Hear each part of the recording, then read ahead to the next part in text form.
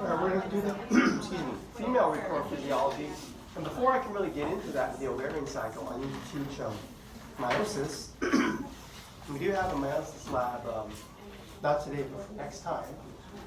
For lab today, I want to give you more time to study the models. And the topic of meiosis, we can begin to know what that is if we talk about the human genome. And a karyotype analysis.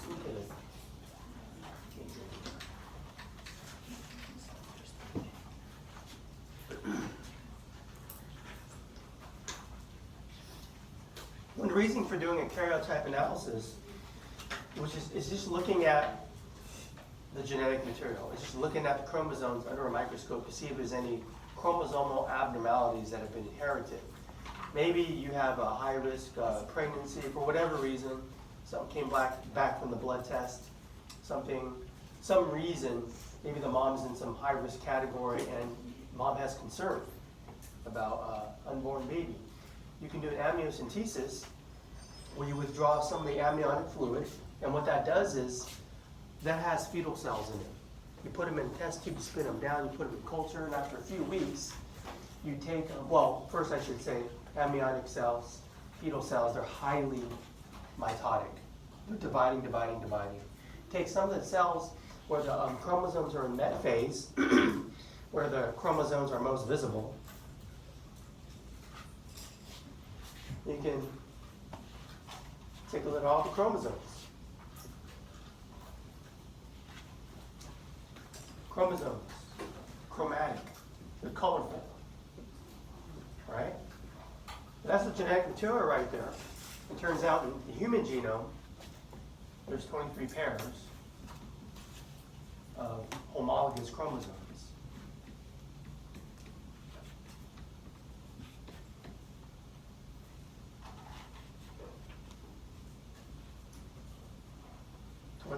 Pairs of homologous chromosomes.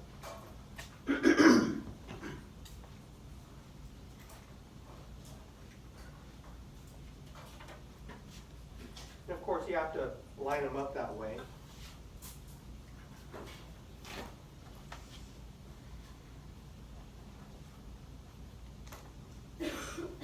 So this is the karyotype analysis. And if there's any abnormalities, you'd see it in that.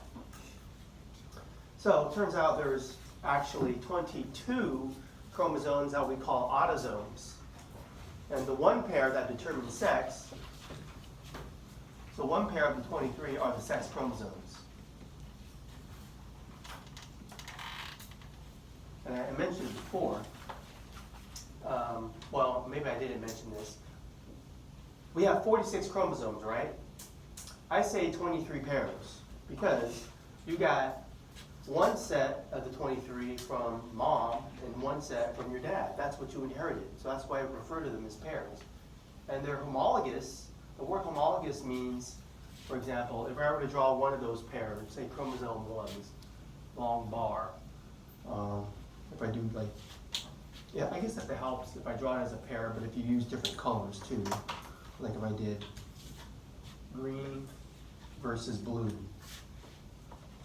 Same chromosome, chromosome number 1, for example, but you inherited chromosome number 1 from your dad, if you put yourself as an example, and you inherited the other chromosome, the same chromosome, well, not the same chromosome, chromosome number 1 from your mom, and they're homologous. Because if you locate different genes for different traits, they're at the same locus or location.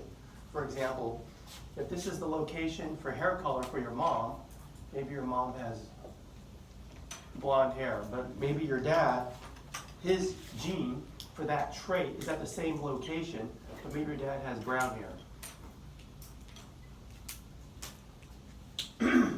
And those inherited genes express in you some other hair color in between.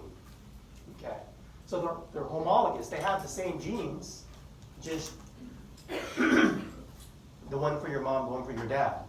Okay, and yeah, so that's what's meant by homologous chromosomes. Your inheritance. Okay, sexual reproduction is, you know, the biological sexes, mom and dad. So the sex chromosomes, that's a male. Where did I look to get that? Right here, XY. That's the genotype for males. And I said that before. That's for female. There's a sign for female and male gender. Well, anyway, sex determination is basically whether or not you inherit the Y chromosome from your dad. So if you just boil it down just to the sex chromosomes, understand, today we'll talk about meiosis, where the germline cells, the sperm and egg, from your mom, she has 2 different X chromosomes, and in meiosis, each egg will get 1 of them. And the same for dad. Half the sperm will have Y chromosome, the other half will have X. Of course, there'll be the other 22 chromosomes with it, right? But anyways, just talking about sex determination is the inheritance of the Y or the X from dad. Okay, so you have haploid amount of DNA, half the DNA material, and the goal is to restore the full amount with fertilization and conception. Now I want to get into details of how cells divide to reduce their genetic material by half. That's the goal of meiosis.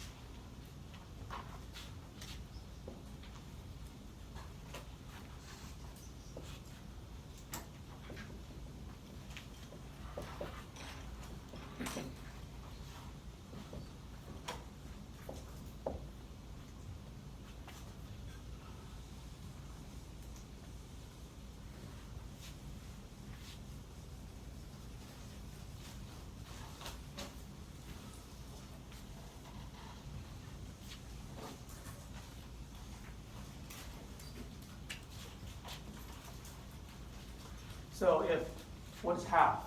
Well, if the whole complement of DNA is 23 pairs of chromosomes, which I abbreviate X, SMS sometimes, if that's the full complement, half is 23 single chromosomes, not pairs.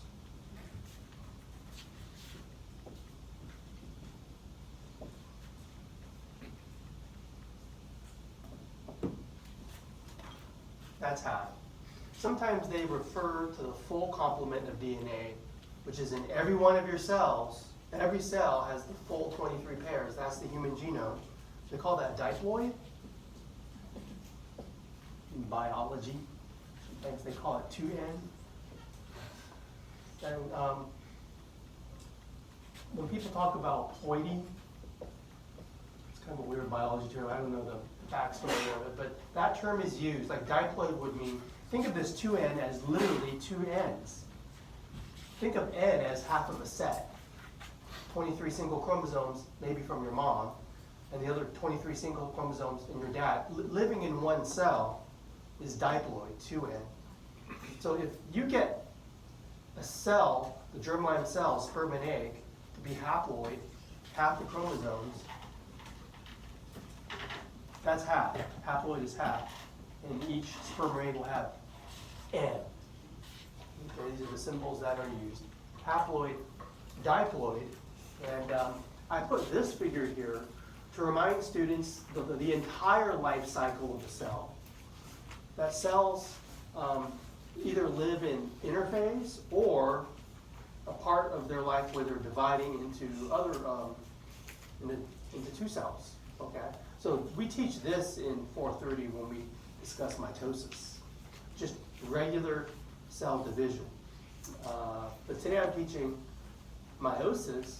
But I do want to mention some of the things in interphase that pertain to today's lecture of meiosis.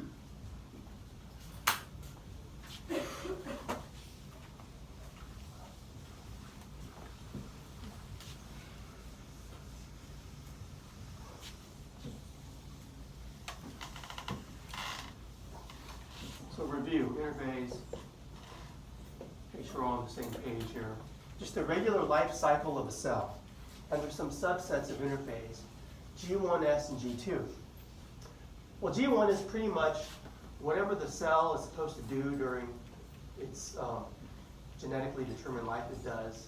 If it is a cell that's supposed to replicate or divide, like epithelial cells do it well, I guess some connective tissue cells do it well, muscle fibers don't do cell division, and neither do neurons, okay? But certainly, there are germline cells, sperm and egg, that they undergo cell division, meiosis. Well, anyways, what I want you to know is the S phase for interphase. In the S phase, what happens is, if the cell is going to divide, one cell becomes two cells become four, you have to get ready for cell division by first replicating the DNA, the chromosomes, right? You have to double it. Called DNA replication.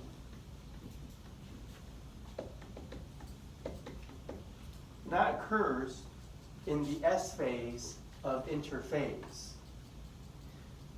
And the other thing you have to do is basically replicate everything else in the cytoplasm. G2. Just replicate everything else. And they say, paraphrase, growth and final preparations for division. I mean, you have to like divide all the cytoplasm, so you have to double everything. I'll emphasize you replicate, you duplicate, replicate the centrosomes. Okay, so you see that cell they draw there? They draw a cell membrane, and then they have a nucleus.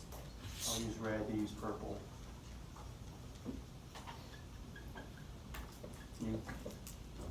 And they draw a centrosome.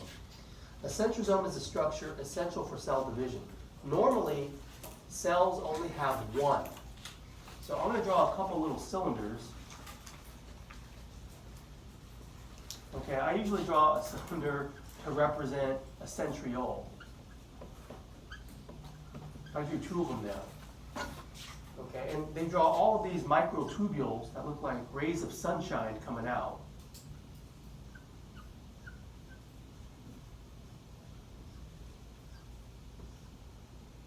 A microtubule.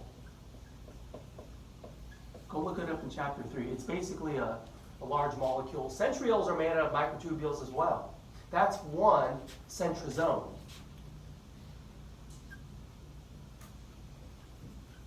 Centrosome.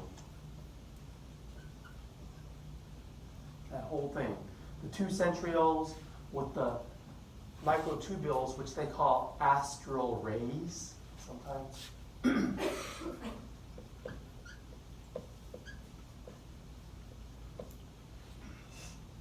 If you're going to do cell division, you need two of those.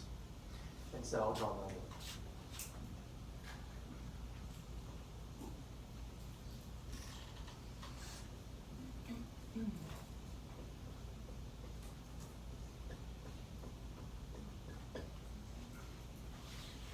Centrosomes duplicate in G2.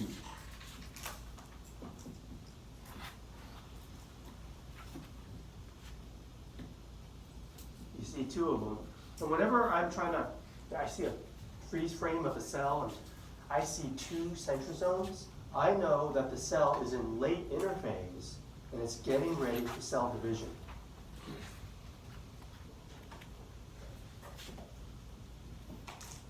Cell is in late interphase.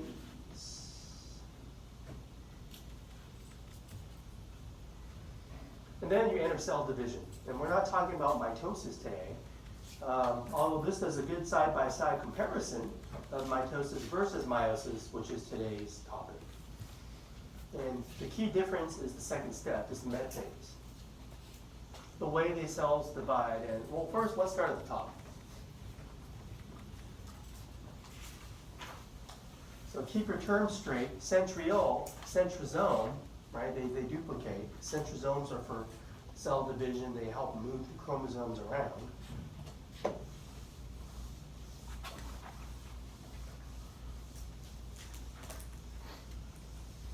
And before I erase DNA replication, the other confusing thing, it may be confusing, I take it for granted. We know about DNA. We know that DNA carries the genes. So whenever I use the term genes, I'm referring to DNA, right? But the term gene, where did that come from? I mean, it came from before DNA was discovered. You know, we did the Punnett squares in high school. Gregor Mendel with the whole peapod thing. Remember that? Like, oh, he thought that traits can be passed on to the next generation. And he didn't know about DNA, and he coined the term gene. We still use the term. Okay, and I use the term chromosomes.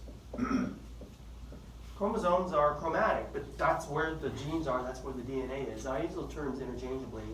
I'm always referring to DNA, right? Okay, so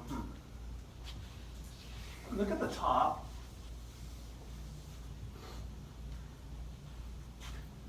Looks like they give me 2 pairs of chromosomes. Is that what you see? Mm-hmm. 2 pairs of chromosomes. That's fine, but how many are there really in a human cell? Not 2 pairs, 23 pairs. So always keep that in mind. Maybe I'll illustrate 2 pairs, but always keep in mind, I mean, the human physiology class is 23 pairs. That's the human genome, and the human 2 there. So, and they use different colors, probably for maternal, paternal inheritance. They give you a cell here, and give me a nucleus. It looks like they give me, how would I draw like one longer one and one shorter one.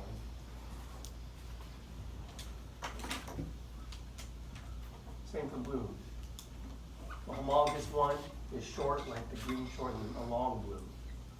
They give you a long one and a short one, okay? So that's 2 pairs of homologous chromosomes. And this cell, when it does the replication, that's the S phase, and it enters meiosis or mitosis. Let's go to meiosis.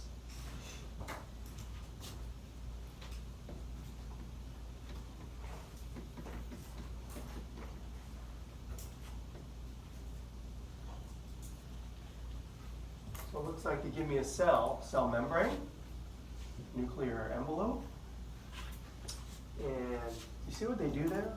So they make the homologous chromosomes, they duplicate them, then they buddy them up. So let's go up to this cell here. I'm going to draw this chromosome, look where I'm pointing, it's 1 bar. I'm going to do DNA replication. I'm going to literally copy it. Now 1 chromosome became 2, that X. That's why I always draw chromosomes. That's my abbreviation for chromosomes. Okay, did I lose you there? Okay, I'm pointing to this. How many chromosomes are here? There's 2, very good.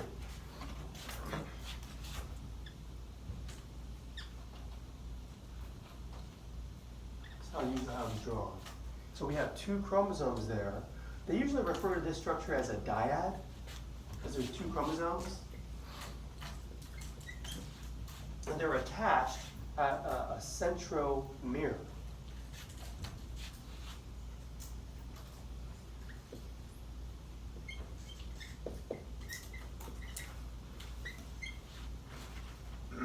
That's an important structure. If I can just kind of color the edge of it, illustrate something else. Usually there's a part of the centromere where the centrosome attach it and move it around. It's called the kinetic core, part of the centromere.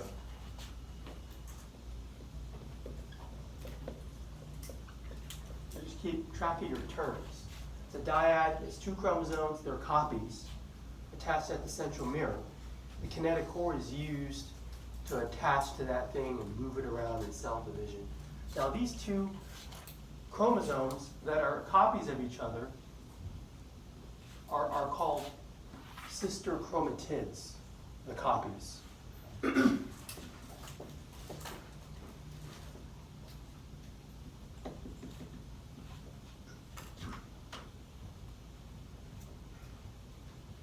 So what they did was you just kind of duplicate all of them. You duplicate the homologous green one. Now let's just put it in this cell. So you got the blue and the green. Let's go green mom, maternal, mom to be simple. Let's go blue, inheritance from dad, your dad, somebody's dad. Mom and dad. So basically, 100% of your genes are from your mom and your dad. Half from mom, half from dad. And I think everyone knows this. Okay. So what do you pass on to your kids if you choose to have kids? 100% of your genes that you can, all you can do is pass on is the genes from your mom and your dad to your kids. Okay, that's all you can do, because that's all you got. All right, so your inheritance, my inheritance, think of it as yourself, inheritance from your mom and your dad. Let's put them in this cell right after replication. So you got the long chromosome, that's blue. And you got the long chromosome, that's blue. That's one set there, and you do the short one there. You got the short one that's blue, replicated.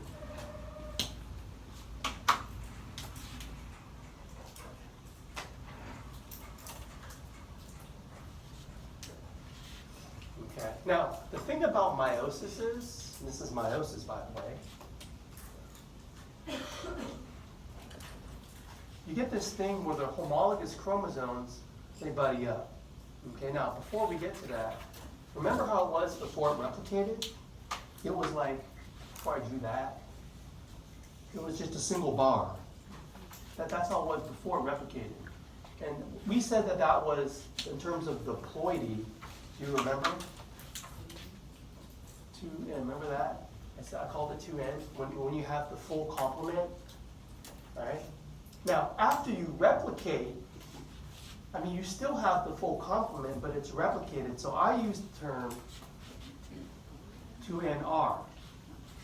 What do you think the R stands for?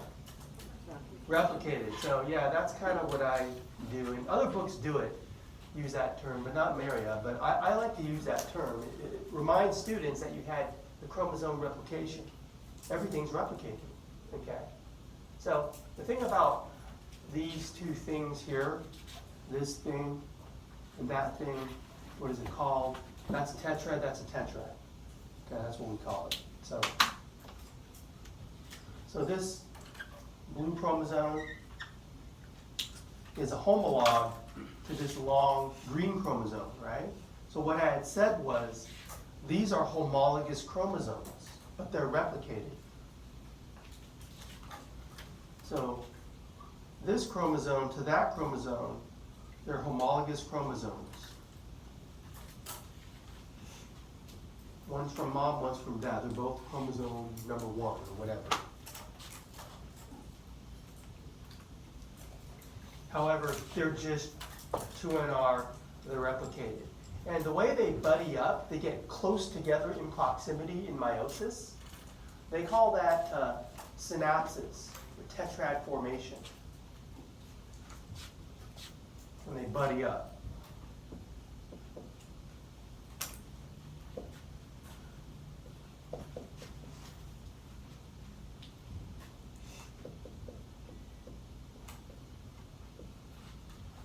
Now those terms make sense. Tetra, the prefix tetra refers to what number? Tri is 3 usually, yeah, tetra is 4 usually. I count 4 chromosomes there. And now, but what is the 4? Well, these 2 blue ones, didn't I say they're copies, right? That's the replicated part. These 2 green ones, they're just copies of each other. I already said that over there. They're copies. Okay, it's replicated. Sister chromatids are copies.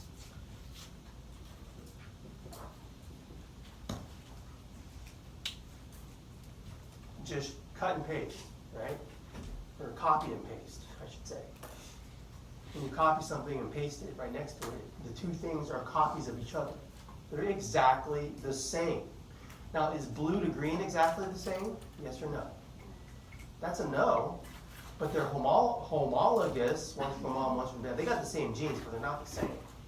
I gave the example of a gene for hair color, but they're different, but they both have the trait for hair color for humans, right? So keep that straight. Copy versus homologous. Keep it straight. Dyad versus tetrad. Okay, so rehearse the terms. Otherwise, it becomes a headache. So this is how the cell begins its process of dividing.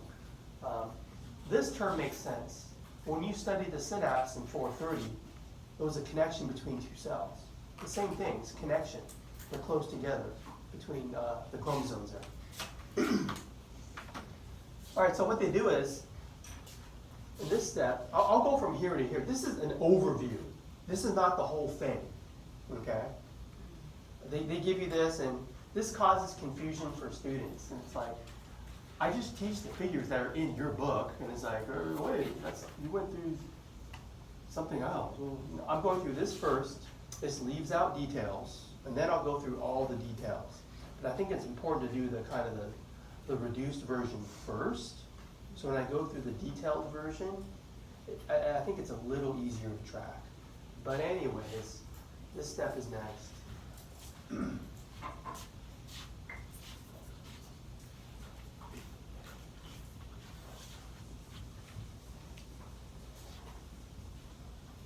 It looks like they line them up down an axis. I'm running out of room here, but. So there's a cell, I'll draw it a little bigger. Imagine there's an axis going right down the middle, an imaginary line. And they line up the tetrads right along that line.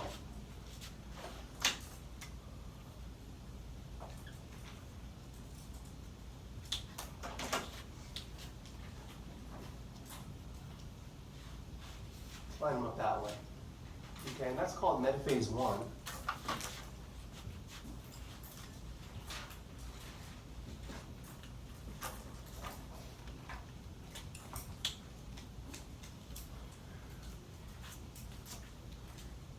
And then you're going to pull the tetrads apart. You're going to separate homologous chromosomes. So Metaphase 1, you might want to note, separate homologous chromosomes.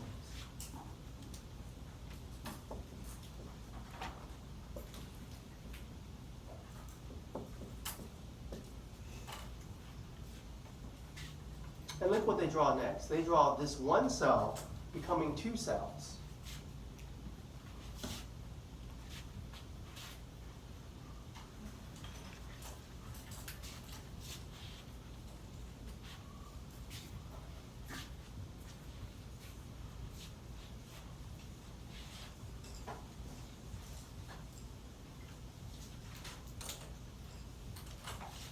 And look what's in each cell. Right? It makes sense, right? You start with this, and you end up with this. Okay. The thing about it is, if you want to move chromosomes apart, the nuclear envelope, it's got to go away. So I'm going to erase it. You're going to pull them apart, and then, boom, you're going to put them in here.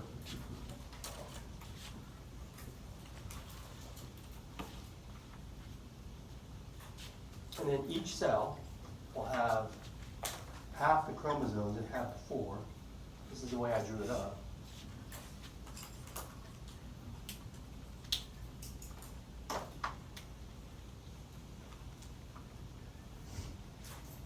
Okay, now I think that's easy enough to understand with just the X's and dividing it up.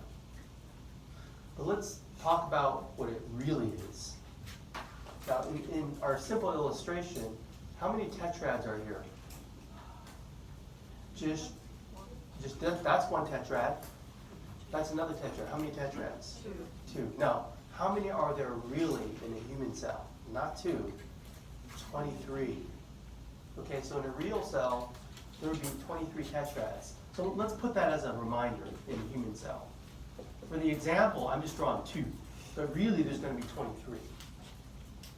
So imagine on metaphase 1, I got 23 tetrads lining up in some random fashion. Okay, I happen to draw blue, blue, green, green. I could have drawn it the other way, like blue, green, green, blue. But I just happen to do it blue, blue, green, green like they did. And I separated them.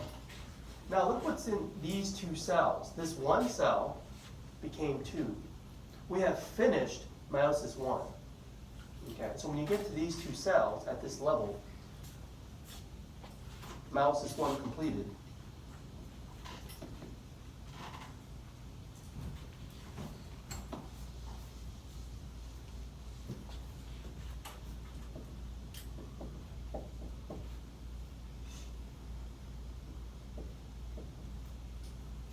You got your 2 daughter cells. Now the question becomes, well, let me say this. In each of these cells, that one and this one, there's 2 dyads. Okay? But in a real human cell, if this is meiosis 1, how many will be in each of these cells? Not 2, 23 dyads. There's 23 dyads in that cell, and then in this cell.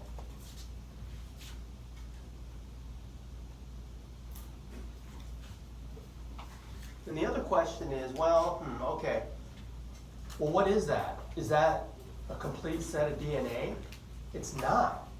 It's like half the set. So for half, we use the term haploid, N, but it's replicated, right? Because you got the X. Remember what the X is? 2 chromosomes that are copies of each other. So it's haploid, but it's replicated. So we call that NR. Haploid replicated. Okay, before it was diploid replicated, now it's haploid replicated. Still replicated.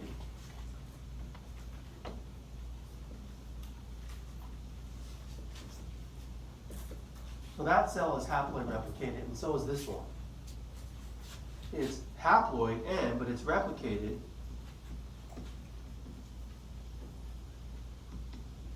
That's why in meiosis, you need a second round, meiosis 2. And so that's what's shown going from the 2 cells become 4. 1 cell became 2 in meiosis 1. 2 cells become 4 in meiosis 2. That's simple enough. So let's kind of just draw this. I'm running out of room, so I'm just going to draw the 2 cells up here. So I'm going to go, this 1 cell becomes 2. Boom, boom. Okay. And I'm going to draw over here this 1 cell becoming 2.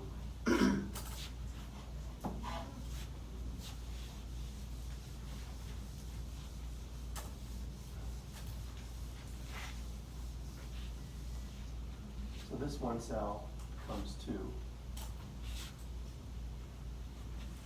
So we got it. Start with an easy question. So I'm done. How many cells do I have? 4? Yeah, that's easy. And look what they draw in each cell. Can you see how these 4 chromosomes, okay, now you got like 1, 2, 1, 2. You got 4 chromosomes here, just pull them apart, you got 1, 2, 1, 2.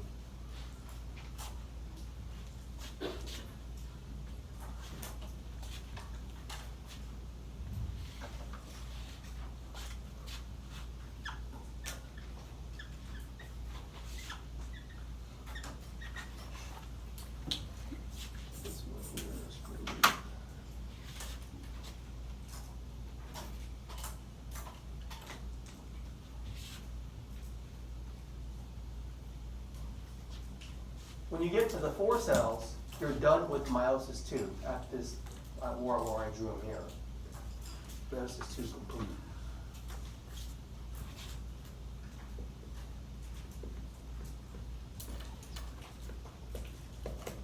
And in each cell, we just call it N, haploid. And it's not replicated anymore. So what you want to note is in each of these 4 cells, you have 23 single chromosomes. In each of these 4. 23 single chromosomes. I emphasize single because before they were replicated in the dyad. Now they're not. They're single chromosomes. Chromosomes. Wait, sorry.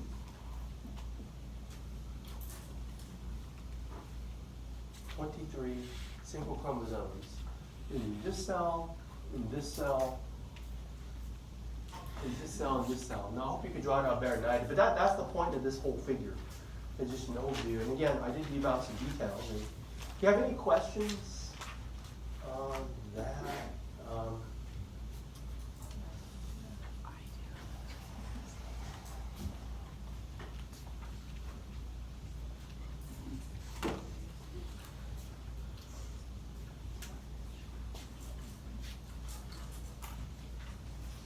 If you could write down all the terms, and I think you'd have some good vocabulary flashcards. Yeah, question? So what's the difference between mitosis and meiosis? Yeah. Cell division. That's a fair question. See how these line up side by side? Yeah. And then you pull the dyad apart? Mm-hmm. Look how they line up here. They line up single file. Okay. And so at the start, you're pulling each dyad apart at metaphase here. That allows each cell to have haploid when you're finished. Now, the way they pull it apart here, you're not diploid, you're haploid replicated. That's the key difference. Okay. Okay. Any other questions?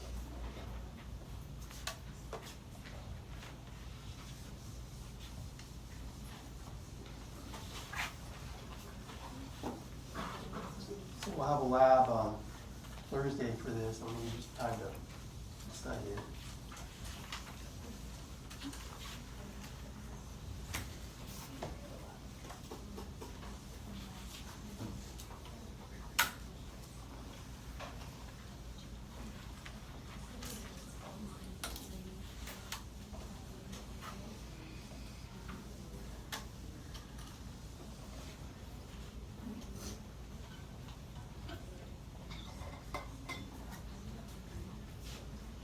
So when I get to the end of today's lecture, the whole goal of today's lecture is so that when you study the follicle development, ovulation, corpus luteum, that you can track the egg's progress in terms of cell division.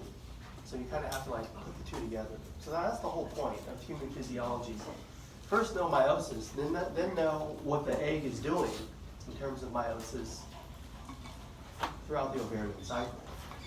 So to teach that, let's go through all the details of meiosis 1 and meiosis 2 that I left out prior. Okay, now this figure, it does a pretty good job, and it has links to some animations. But what I'll do in the lecture is just kind of talk about all the things you should be looking for in each phase of meiosis so you can identify it. Okay. So notice that meiosis 1 has all these subphases before you even get to meiosis 2. And the easy way to tell the figure is teaching you meiosis 1 is it starts with 1 cell and it's going to become 2. When you get to meiosis 2, you start with 2 cells and it becomes 4.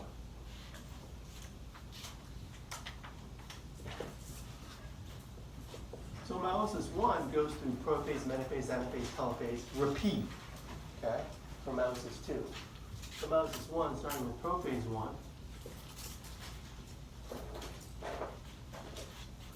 In this phase, the things to look for, let's see.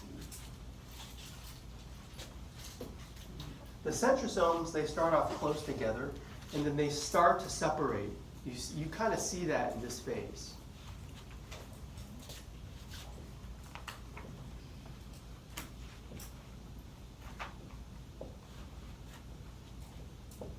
Because remember, you had 1, you duplicated them, now you got 2. They're close together and then they separate.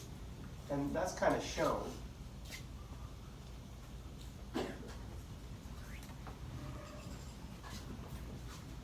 centrosomes are pulling apart, eventually they're going to be at polar opposite ends. That's one thing that happens. The other thing is the nuclear envelope is there, but it starts to degenerate, so you can move chromosomes around.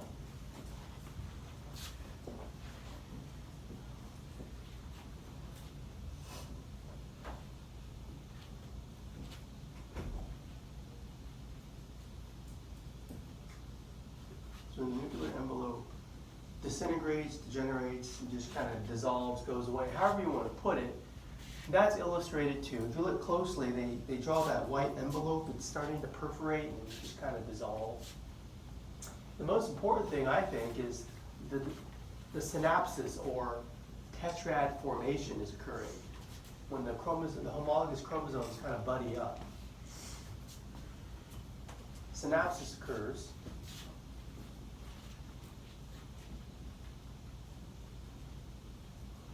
You get tetrad formation.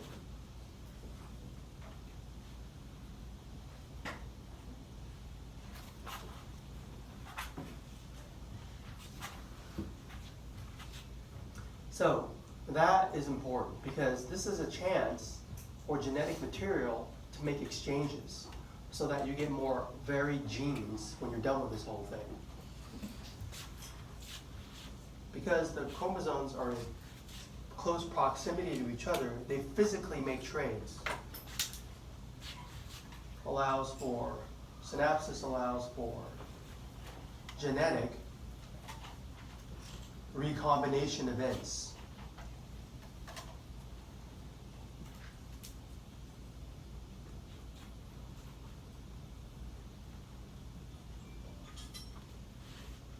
Literally, things cross over, okay? Sometimes they're called crossover events.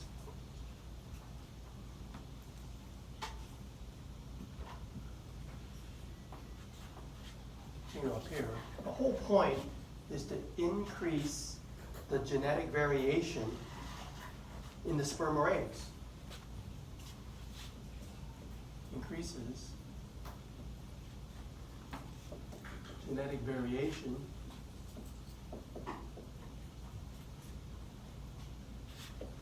in, well, they use the term gamete sometimes. Gametes. Sperm and egg. Sperm oocyte. Okay, for us today, that's these crossover events. Now let me fast forward through some slides, and I have a picture of slides that's showing recombination events. Shown here, recombination or crossover events. And so they show a tetrad, okay? And they give paternal inheritance is the purple and the green is mom. And what you see there is, well, they're just in close proximity to each other. They give you an example of a gene, a couple of genes, for allele for hair color or eye color, okay? And then in the next slide, they show, because the synapsis has occurred, to allow for this crossover or chiasma to occur, okay? So after that occurs, you might get something like this, where now the chromatids forming the chiasma break and the broken off ends join their corresponding homologs. Okay, so the color makes it easy to understand that now this chromosome has a patchwork of mom and dad. This one doesn't. This one does, and this one also a patchwork. Now, when you finish meiosis 2, each gamete would have each of these 4 genes, or excuse me, each of these 4 chromosomes. At the conclusion of meiosis, each haploid gamete has one of these 4 chromosomes shown. 2 of the chromosomes, this one and this one, they are recombinant, right? They are a patchwork of paternal chromosomes. So if you pass this on to the next generation, it's going to have some genes from your mom and some genes from your dad, well, to them, the next generation, their grandparents, right? But anyways, you've increased the genetic variability, and that's a benefit in biology as a general principle. So that's the whole point of synapsis there.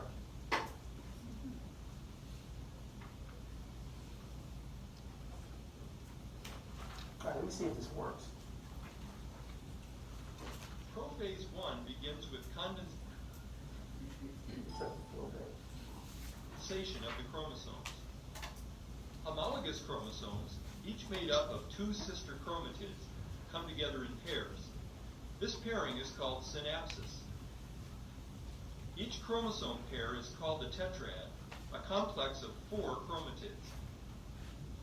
Chromatids of homologous chromosomes cross over each other and exchange parts. Meanwhile, other cellular components prepare for the division of the nucleus. The centrosomes move away from each other and spindle microtubules form between them. The nuclear envelope and nucleoli disperse. Finally, spindle microtubules capture the chromosomes, and the chromosomes begin moving to an imaginary plane equidistant from the poles. That's going to be the next phase, metaphase. One thing he said that I should have mentioned is look at the chromosomes here, right before you enter prophase 1. They're all just spread out. They're not condensed. If you're going to move chromosomes around, you want to package them in a way so when you move them around, they don't get damaged. So the DNA supercoils. The chromosomes supercoil. They condense. That's what he said. We should note that here.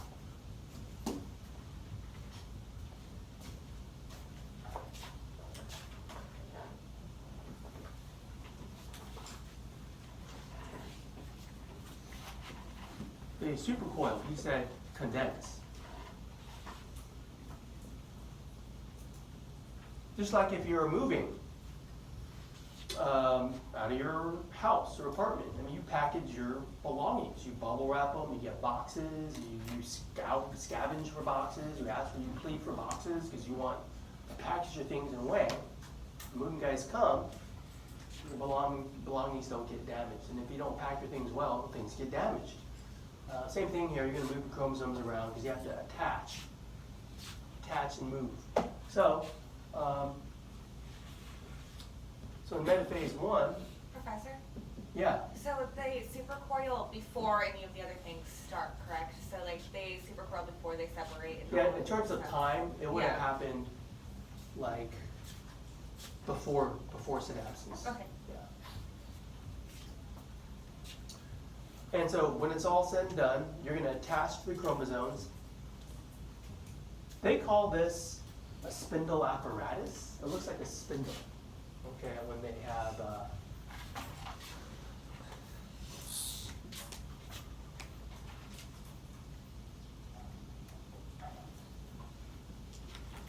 the two centrioles.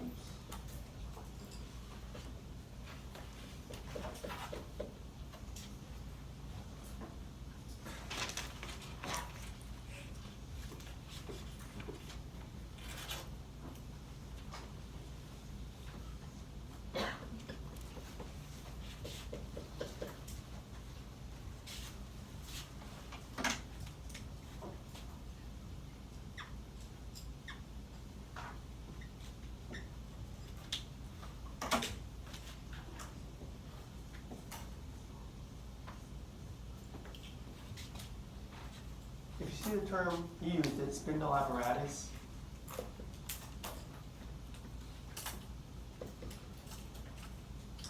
The centrosome chromosomes, they arrange in a way that looks like a spindle. Okay. This is metaphase 1, where homologous chromosomes line up, tetrads line up along an equatorial plane, metaphase 1. Homologous chromosomes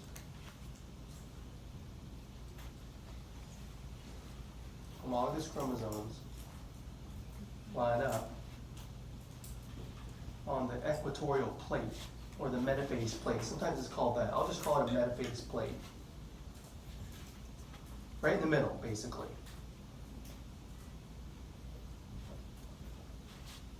So they're all lined up. And I drew 4, but really, there's not 4. How many are there in a human cell? 23. There'll be 23 lining up. Okay, the question becomes, well, how do they line up? Does it go 1, 2, 3, 4, 5, 6, 7, 8? Does it go odds then evens? There's no rhyme or reason to it. It's completely random on how they assort. the chromosomes, they assort independent from one another. It doesn't matter that this one's here, oh, so then this one has to go next. No, it's just random. This one got in next, okay? So when chromosomes assort independently at the center, they call that independent assortment.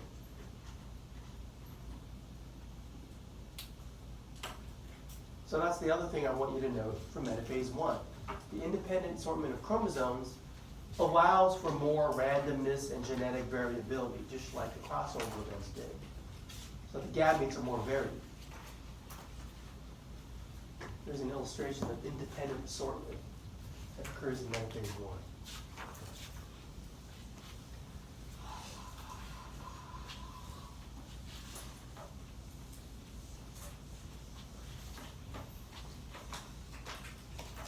So I'm going to continue over here.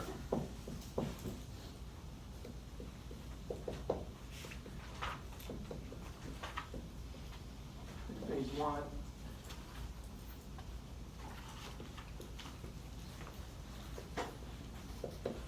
Independent assortment. When the tetrads line up on the metaphase plate, they assort independently. When tetrads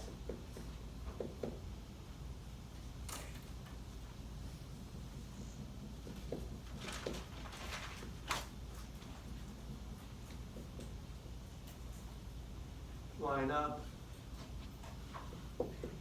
on the metaphase plate,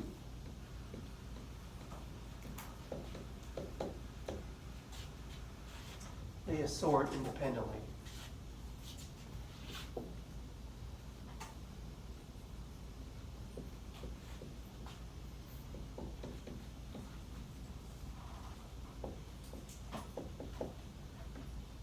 Call it independent assortment.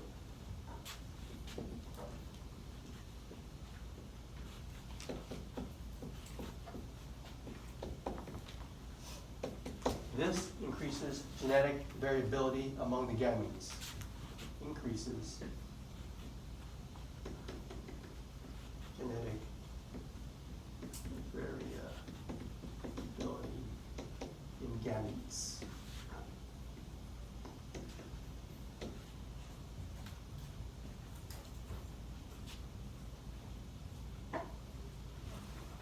So if you study this figure as an example, you can see why. We have 23 tetrads that assort independently. In this example, they just gave 3 tetrads.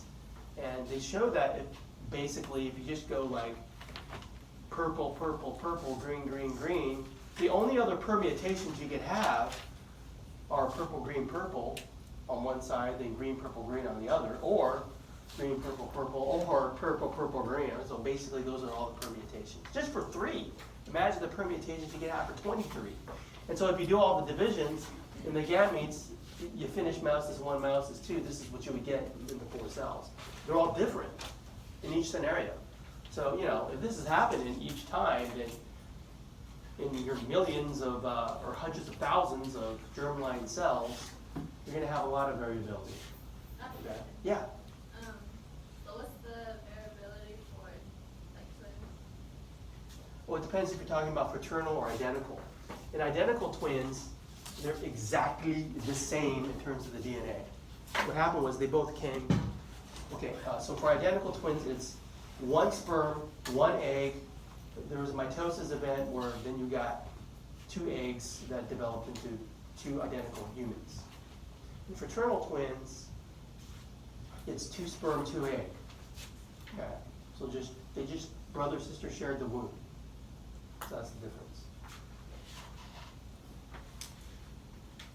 All right, so we were here. Any other questions? I'm going to move on from metaphase to anaphase.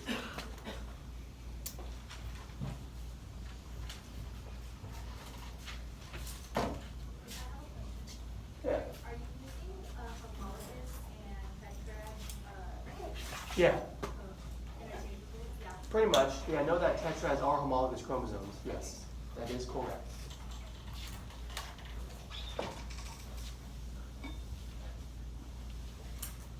So So we move on from metaphase. You can see what happens. You line them up and you separate them in anaphase.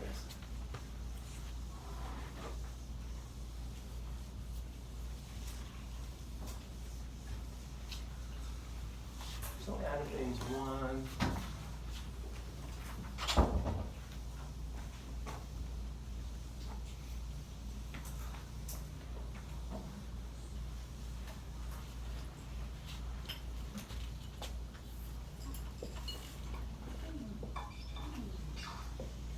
I'll just describe it as separate homologous chromosomes.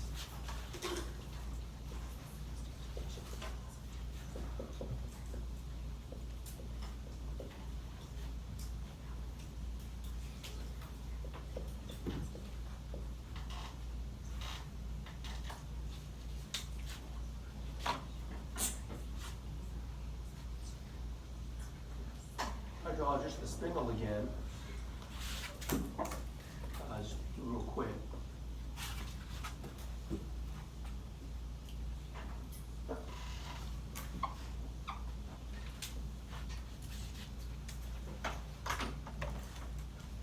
When you pull it in the middle, you get this kind of V effect. You kind of like pull it and you kind of bend it in the middle.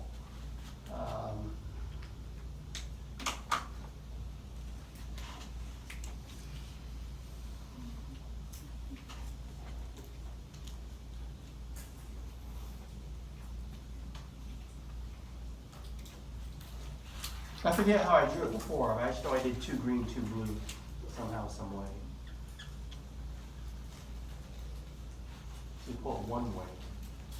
Because you're pulling them in this direction. Right? So when you pull from the center, they're all being pulled that way. So this one is going to be.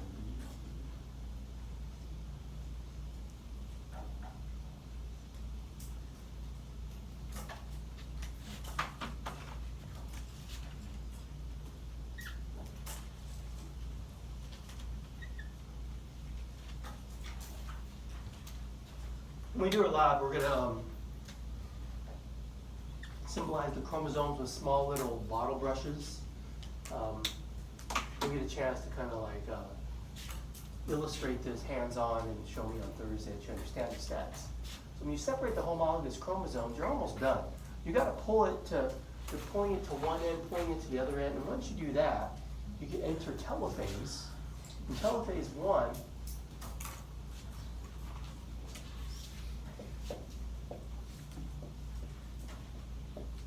what you're doing is you're done separating the chromosomes.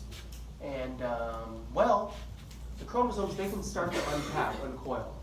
They decondense, I don't think that's a word. Chromosomes. Uncoil.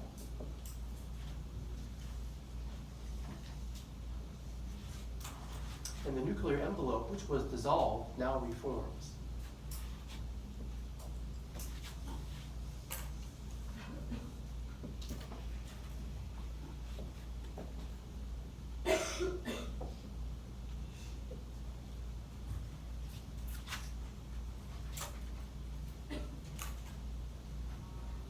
And see how they draw this little invagination?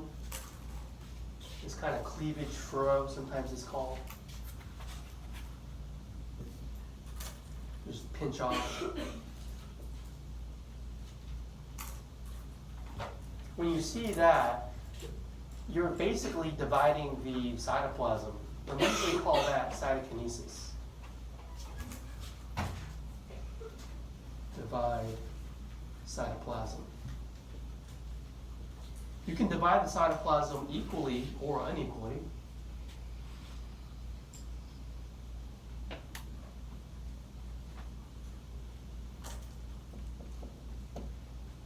Anyways, that's why this is called telophase / cytokinesis. To my knowledge, they pretty much occur at the same time.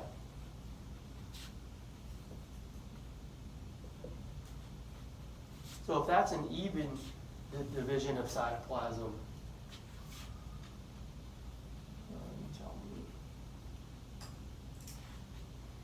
is that even or uneven division of cytoplasm? Okay, so you get the idea there. That actually happens in female meiosis. Okay, so that completes telophase 1. So let's kind of like take stock of what we got here.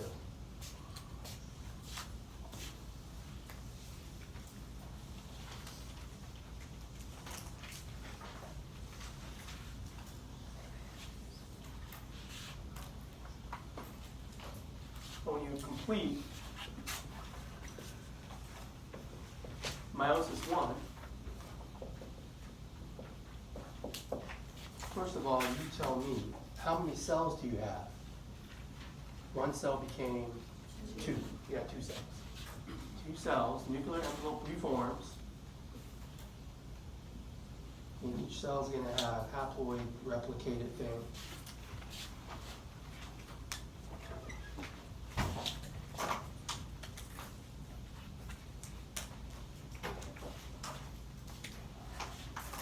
And yeah, haploid replicated. We call that NR. It's haploid, but it's replicated. Each cell has 23 dyads. I only drew 2, but in human cell, 23. It's haploid, but it's replicated, and this is why you need a second round. I posted a PowerPoint version so you can look at the animation yourself. Let's go to Meiosis 2, which is this slide right here. So in Meiosis 2, you start with what you finish with.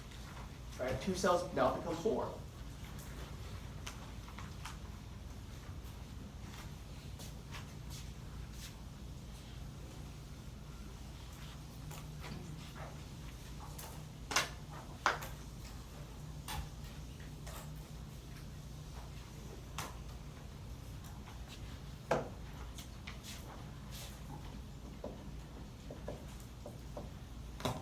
Let's start off with our 2 cells become 4. Well, let's just go through prophase 1. Now, I don't really hammer out too many details in, I'm sorry, prophase 2, prophase 2, anaphase 2. Everything's going to be 2. It's meiosis 2. So, this is what we start with in prophase 2. 2 cells that are NR. So, basically, you go from prophase 2 to metaphase 2. There's no more crossover events that I'm aware of that occur in prophase 2 because you've separated the homologous chromosomes, so they can't do that anymore. Okay, so you go from prophase 2, the nuclear envelope dissolves, nuke envelope dissolves.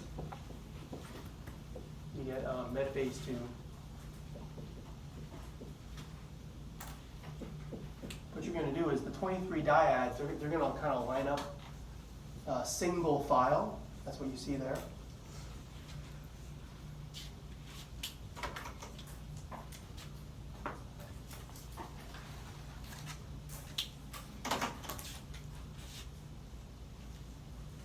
Okay, they're lining up like that, not side by side anymore. Just like the picture there. Dyads align, single file, along the equatorial line. I won't draw the whole thing just to be brief. I did it before. You get the idea. They're lining up just in one row. The dyads are, and then you're going to pull them apart in anaphase 2. Let me get it, thanks. Okay, I forgot to unlock it.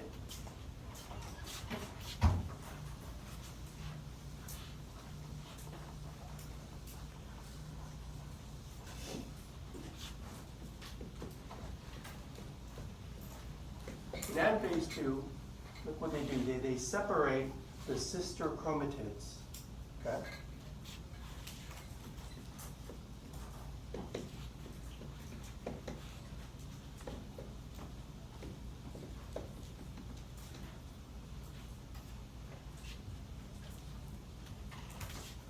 So you kind of see this thing where they're kind of like bending in the middle.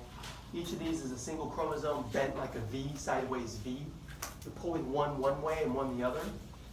And each of those, they're referred to as sister chromatids when they're together. You just call them chromosomes now. There were always just chromosomes attached or unattached. Just the terminology is just a confusing thing. Well, when you separate them in anaphase 2, when you're done separating them in telophase 2,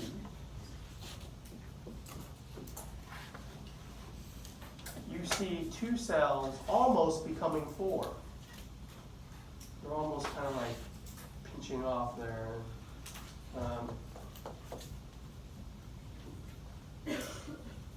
I just trying to get, they're almost done with the cytokinesis. Well, anyways, when you're done, you have 4 cells. Let me go over here.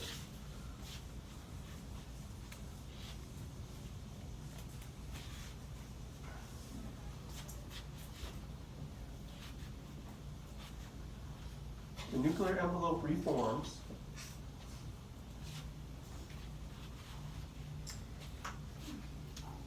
I'll just stick to what I've been drawing the whole time there.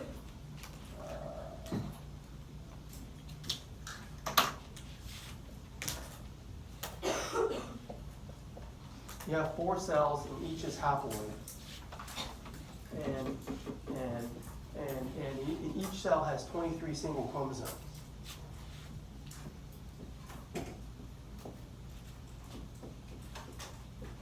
Okay, in each of these 4.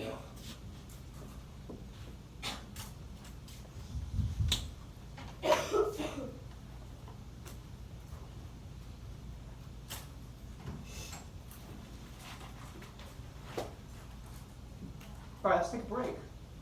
And when you come back, we'll apply this to the ovarian cycle. I'll see you at 10 o'clock.